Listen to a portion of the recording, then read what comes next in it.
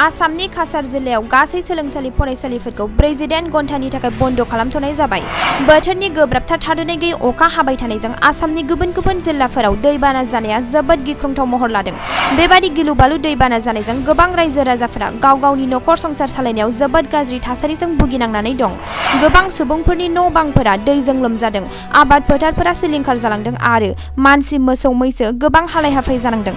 आरो बे दैबानाया आसामनि गुबुन गुबुन हालामाव जादोंब्लाबो काछार जिल्लायावनो बांसिन गोसारदों होननानै मिथिहोनाय जादों, जेराव काछार जिल्लानि सिङाव थानाय गं 206 रेभिनिउ गामिफोराव गासै 96,697 सुबुंफोरानो गाज्रि रोखोमै भुगिनांनानै दं।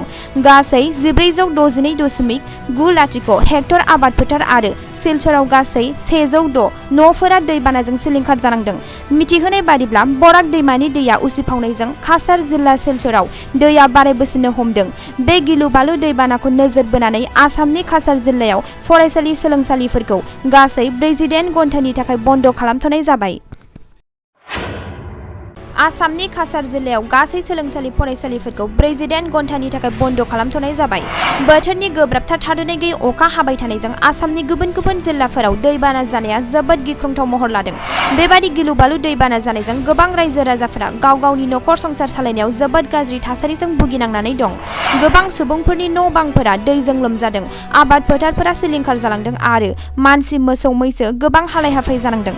आरो बे दैबानाया आसामनि गुबुन गुबुन हालामाव जादोंब्लाबो काछार जिल्लायावनो बांसिन गोसारदों होननानै मिथिहोनाय जादों, जेराव काछार जिल्लानि सिङाव थानाय गं 206 रेभिनिउ गामिफोराव गासै 96,697 सुबुंफोरानो गाज्रि रोखोमै भुगिनांनानै दं। गासै 1462.90 हेक्टर आबाद फोथार आरो सिलचराव गासै 106 न'फोरा दैबानाजों सिलिंखार जानांदों। मिथिहोनाय बादिब्ला बराक दैमानि दैया उसिफावनायजों काछार जिल्ला सिलचराव दैया बारायबोसिननो हमदों। बे गिलु-बालु दैबानाखौ नोजोर बोनानै आसामनि काछार जिल्लायाव फरायसालि सोलोंसालिफोरखौ गासै 48 घन्टानि थाखाय बन्द खालामथ'नाय जाबाय। नोंथाङा सरकारि साख्रि नागिरदोंना? नोंथांनि थाखाय मोनसे गोजोनथाव खौरां। नोंथांनि थाखाय दं एडुकेट पइन्ट, जेराव नोंथाङा सोलोंथाइ लानायनि गेजेरजों सरकारि साख्रिनि गुबुन गुबुन रोखोमनि गोब्राब आनजादफोरखौ उथ्रिसारनो हागोन आरो गावनि आथिङाव गसंथानो हागोन।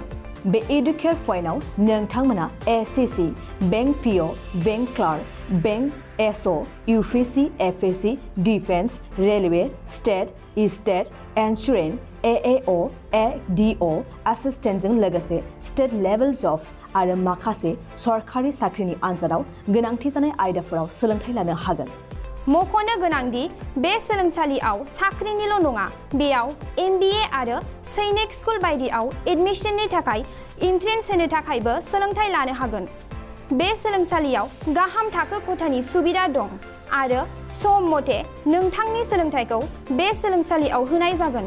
बेखौबो मिथिनांगोन दि बे एडुकेट पइन्टआव सोलोंथाइ लानानै बावैसो 2021-22 इं मायथाइनि एसएससि जिडिनि आनजादाव गासै 11 सा सोलोंसाफोरा उथ्रिसारनो हादों। बारा नङा, गासै 15,000 रांजोंनो नोंथाङा बे सोलोंसालियाव 6 दानसिम सोलोंथाइखौ लानो हागोन। बे सोलोंसालिया क'क्राझार, बरपेटा र'ड, गवालपारा आरो बङाइगावआवबो दं।